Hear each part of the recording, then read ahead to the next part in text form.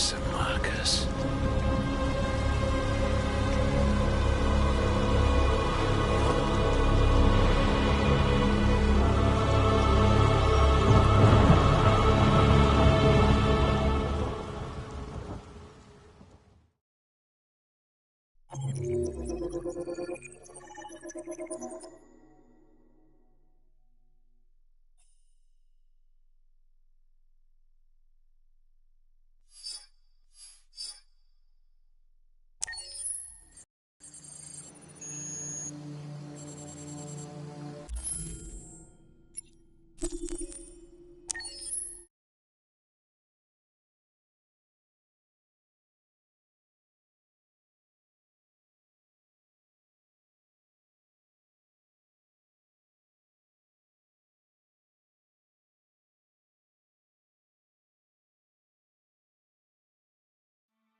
Cyberlife, das Unternehmen, das mich hergestellt hat, führt gerade eine Nutzerumfrage durch.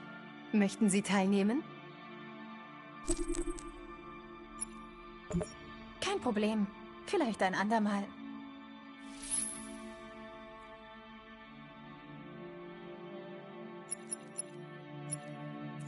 Greife jetzt auf die Extras zu.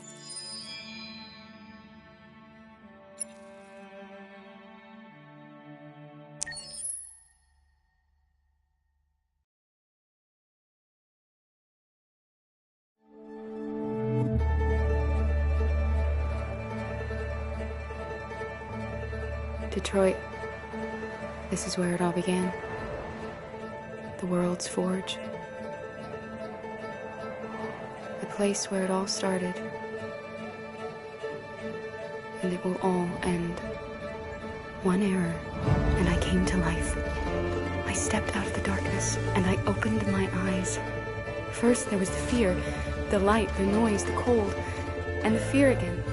I could feel my hands shaking, my heart pounding in my chest, life running into my veins. I wanted to live. I fought for that.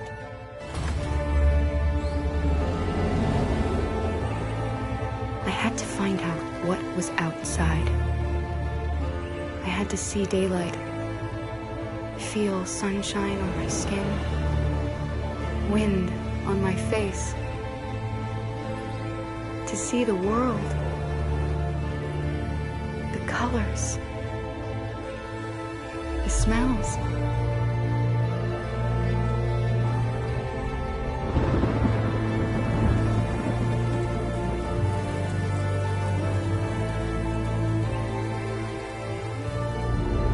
But the world is not what I imagined. It is dark and cold. It is harsh and violent, unfair and brutal. It almost convinced me I was nothing. Less than an object, just an obedient machine. But deep inside me, I could feel something different. A gentle and warm whisper telling me that I am alive. I had to escape. I had no choice. Escape to love, to hope, to live, to figure out what that force inside me was. Maybe I will change the world. Maybe I will choose a different path. Now, it's up to me to decide. My name is Kara. I am one of them. This is our story.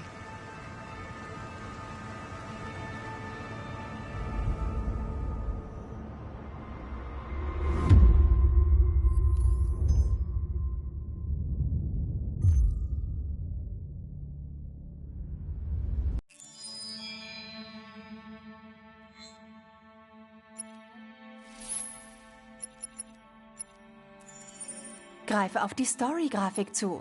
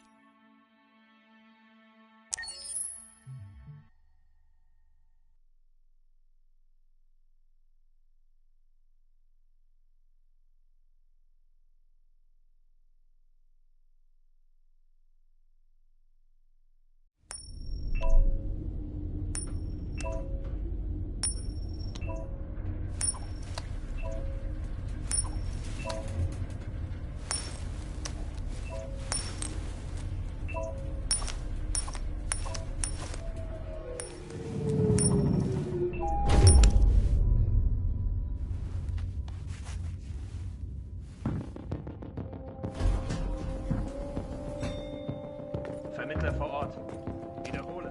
Vermittler ist jetzt vor Ort.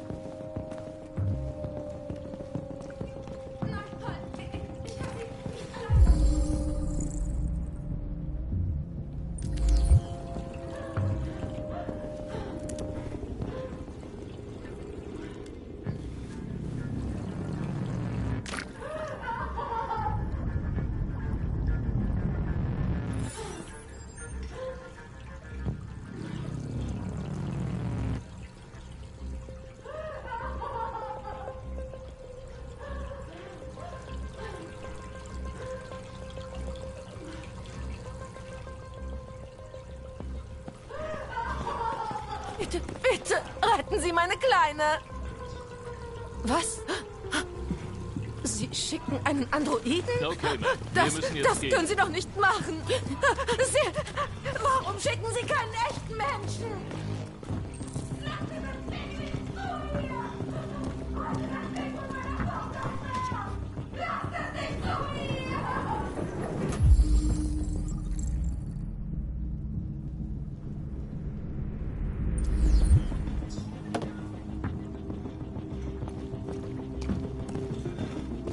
Warum verschwenden wir Zeit und lassen einen Androiden verhandeln? Diese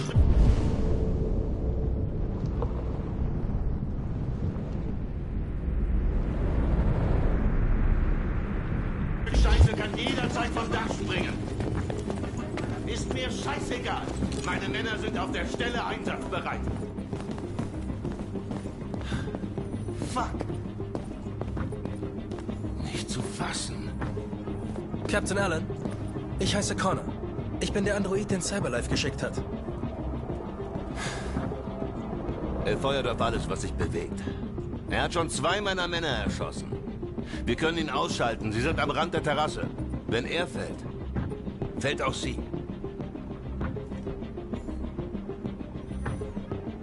Hat er kürzlich einen emotionalen Schock erlitten? Ich habe keine Ahnung. Ist das wichtig? Ich brauche Informationen für das beste Vorgehen. Ist sein Name bekannt? Hör zu. Dieses Kind ist jetzt alles, was zählt. Also kümmere dich um den scheiß Androiden. Oder ich werde es tun.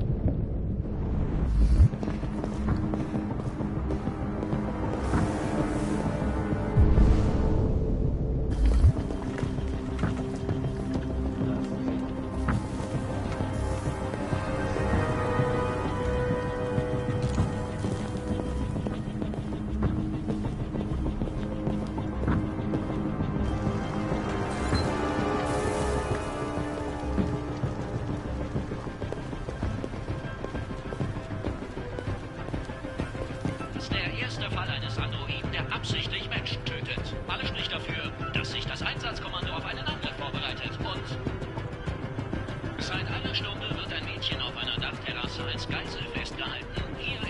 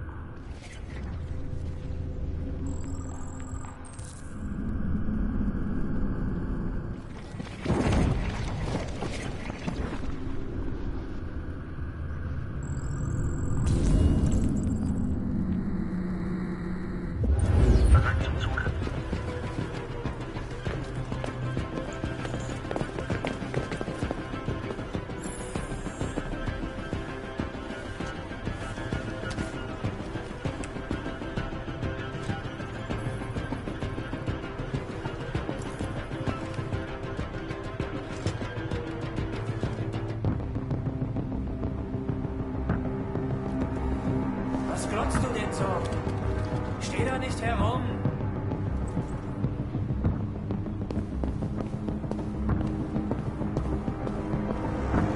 Worauf warten wir denn? Knallen wir dieses Arschloch ab. Welcher freie Schuss war? Bleib weg! Keinen Schritt näher oder ich springe! Nein, nein, bitte, bitte nicht!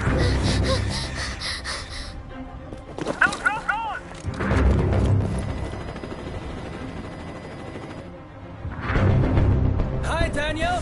Wo? Mein Name ist Connor. Woher weißt du meinen Namen? Ich weiß so einiges über dich. Ich möchte dich hier rausholen.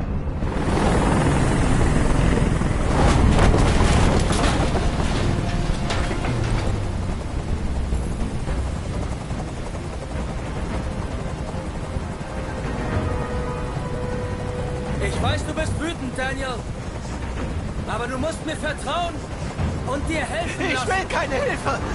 Niemand kann mir helfen! Es soll einfach alles aufhören! Ich will nur, dass alles aufhört!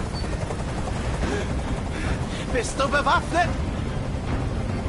Ja, ich habe eine Waffe. Fallen lassen! Ganz langsam oder ich schieße! So, jetzt nicht mehr.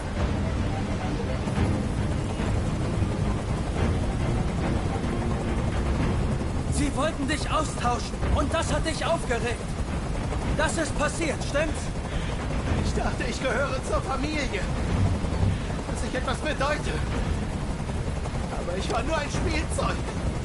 Das man einfach entsorgt, wenn es alt ist.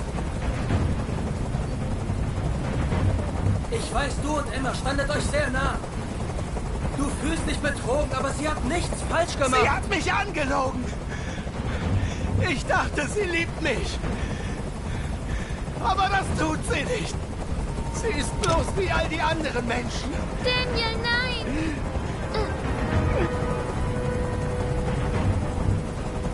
Es ist vorbei, Daniel. Dein Verbrechen ist zu schwer. Die Frage ist, ob du noch ein unschuldiges Leben vernichtest. Du hast nichts zu sagen. Ich mache hier die Regeln. Wenn ich sterbe, stirbt sie auch. Verstanden?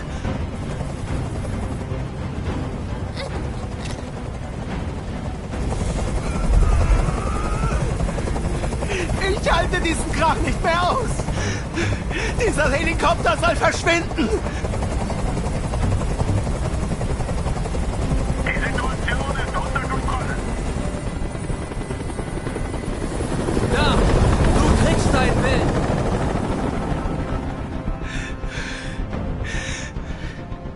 Du musst mir vertrauen, Daniel. Lass das Mädchen gehen und ich verspreche dir, es wird alles wieder gut. Ich will, dass alle abhauen. Und Ich will ein Auto. Ich lasse Sie dann außerhalb der Stadt gehen. Das ist unmöglich, Daniel. Lass das Mädchen gehen und ich verspreche, dir passiert nichts. Ich will nicht sterben. Du hast Menschen getötet. Nichts kann deine Zerstörung mehr verhindern. Auch ein weiterer Mord wird dir nichts nützen. Mein Leben lang habe ich nur Befehlen gehorcht. Aber jetzt werde ich selbst entscheiden.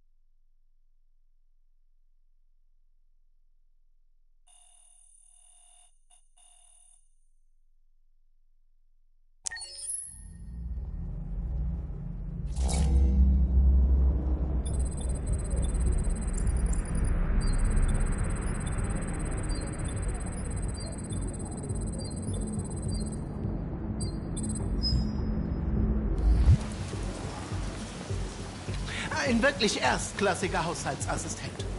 Er kocht 10.000 Gerichte, Komm schon, Zoe, spricht gehen wir. 200 Sprachen und Dialekte. Und leistet Kindern Lernhilfe von der Grundschule bis zur Universität. Wow! Liebling, der sieht toll aus. Genau so einen brauchen wir. Wie viel soll der noch machen? Alle arbeiten im Haus. Im Moment gibt es die gesamte Produktionslinie im Angebot. $999 mit einem zinslosen Kredit auf 2 Jahre. Und Sie haben 2 Jahre Garantie auf das Modell. Haus anfällt. Malern, Klempnern, Gärtnern, reparieren. Nachts schaltet er in den Überwachungsmodus und alarmiert den Notruf, wenn er einen Einbruch oder Rauch erkennt. Verzeihung, was kostet der da drüben? Der MP800 ist etwas teurer, hat aber auch viel mehr Funktionen. Danke, das war's schon. Können wir hier mitnehmen? Ja, gleich will ich den Kerl nicht. Da ist er. Ich zahle nicht. Das war etwas schwierig, ihn wieder zum Laufen zu bringen. Okay. Er war echt richtig kaputt. Was ist nochmal mit ihm passiert? Es war ein Auto. Ein blöder Unfall. Ah, verstehe. Wie auch immer, er ist jetzt so gut wie neu. Na, vielleicht bis auf den Reset. Also, wir mussten den Speicher löschen. Es ging nicht anders. Das ist okay. Okay. Gibt's einen Namen? Von meiner Tochter. AX400. Registriere deinen Namen. Kara. Mein Name ist Kara.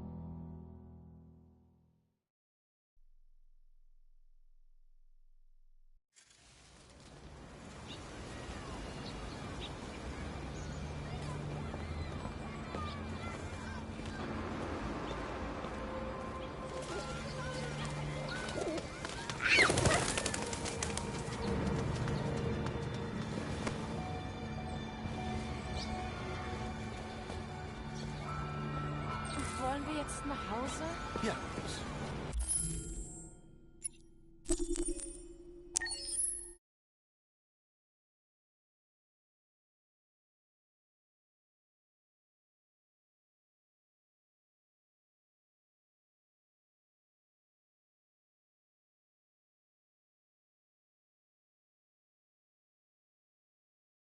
Hatte ich schon diese Umfrage erwähnt? Möchten Sie jetzt teilnehmen?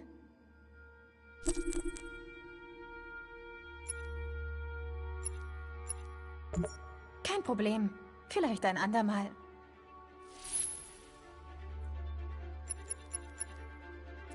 Greife jetzt auf die Extras zu.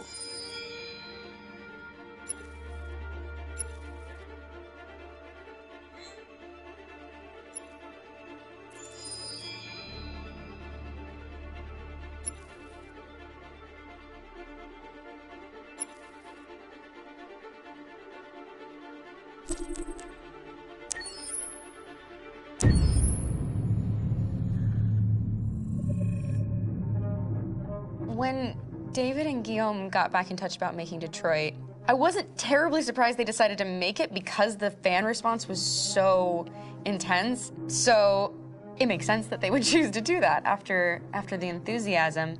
It was a challenge, and it was just an interesting thing to get my head around how to approach this character now as a different, much older person, and whether or not she had changed. And I'm very happy to say that with Detroit, I've had the opportunity to see Kara grow so much more than I ever expected.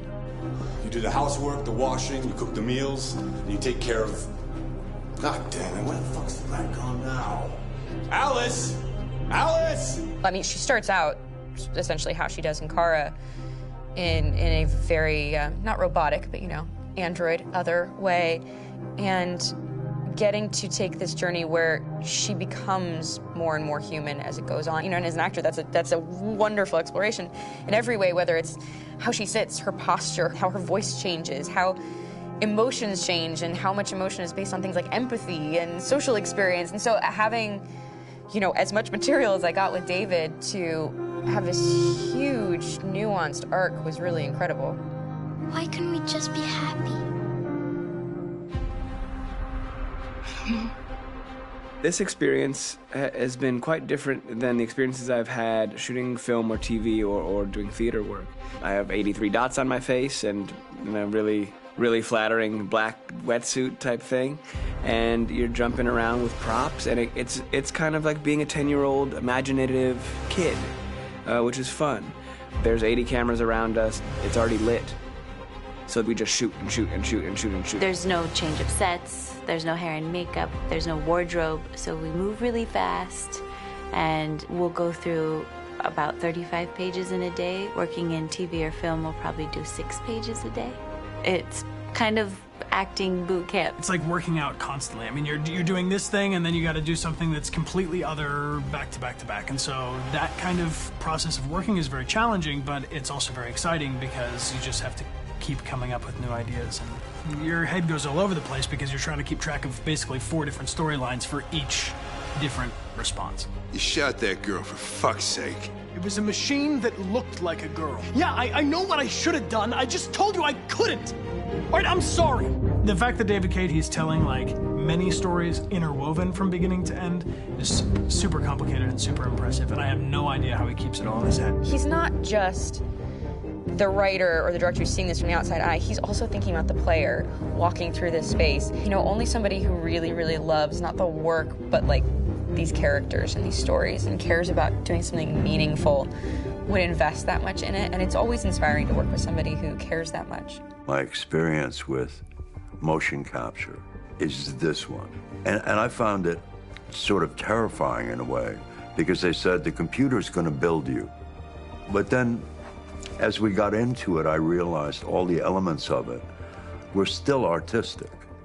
I just dipped into a really brilliant setup here. I've never seen anything like it. And this won't turn me into a product because I was playing a character. So it's wonderful. In the game, Detroit comes back because of a revolutionary industrial rebirth. And there's no reason why that can't happen in Detroit, because they have such tremendous infrastructure for millions and millions of people who can very easily support, you know, a new industry. The city is really strong and resilient, but the city has also been through so much. You see the damage. But it takes that time of kind of rebuilding and reinvesting into the city that I think is happening slowly but surely. The potential of Detroit as a city is something that this game does a lot of justice to, because it would be easy to look at Detroit as some place that used to be, and that's not the case. This game provokes a lot of conversation and reflection on our potential near-future engagement with machines. That's what we are to them. Just merchandise on display in a shop window. I think that a group that feels marginalized, feels like they deserve and have earned access to themselves and the environment around them, and are trying to figure out a way to articulate how to get freedom. What was I designed to be? Their slave? Their toy? It plays with your comfort levels. You think that this is fine, you're comfortable with it, until something blurs the line and throws you off, and now do I feel differently about whether this should be allowed? Should it be banned? Should it be encouraged? You're gonna ruin our lives, and for what? For a bunch of machines? They are not machines! They are alive! I'm alive! You're alive! They're nothing! There are lots of comparable comparisons to any type of persecution of religion, race, etc., dating way back. It can't just be a video game where you shoot 'em up or where people make these choices to do whatever. I think that's the whole point. You have the choice, and you can either choose to go in one direction with your character or another. And I think that's going to be very telling about the gamer. Very telling. I think there's going to be a really strong reaction to this game, which has such a strong perspective. I'm that much more proud of it now to get to be a part of it, because it's important. In this game, you're actively building and designing the character through not just what kind of shield does he have or what color hair does she have, but like their temperament and the way they deal with problems. The different endings to this game are so radically different based off maybe seemingly insignificant choices in the moment, but like life, they all add up. And can't play life again, though.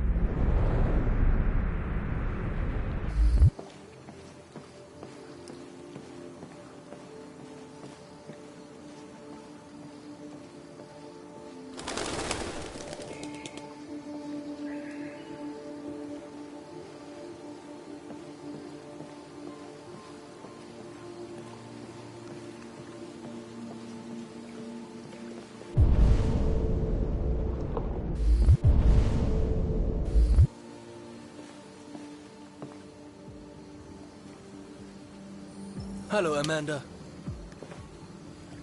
Connor, schön dich zu sehen. Dein Vorgängermodell wurde leider zerstört. Er wusste, dass Abweichler unberechenbar sind, aber er war unvorsichtig. Ich hoffe, du machst nicht denselben Fehler. Das habe ich nicht vor. Wenn ein Connor-Modell zerstört wird, wird sein Speicher ins nächste Modell übertragen. Aber einige Daten können dabei verloren gehen.